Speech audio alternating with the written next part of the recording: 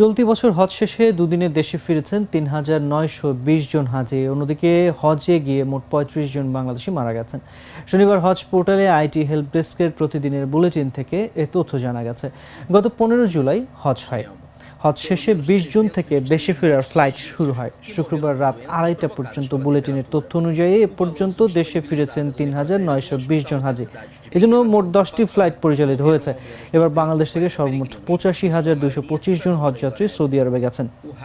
গত ৯ মে থেকে ১২ জুন পর্যন্ত সৌদি আরব যাওয়ার ফ্লাইট পরিচালিত হয়েছে ২১৮টি। বিমান বাংলাদেশ এয়ারলাইন্স পরিচালিত ফ্লাইট সংখ্যা ১০৬টি। সৌদি এয়ারলাইন্স পরিচালিত ফ্লাইট ৭৫টি ও ফ্লাইনাসের ফ্লাইট ৩৭টি।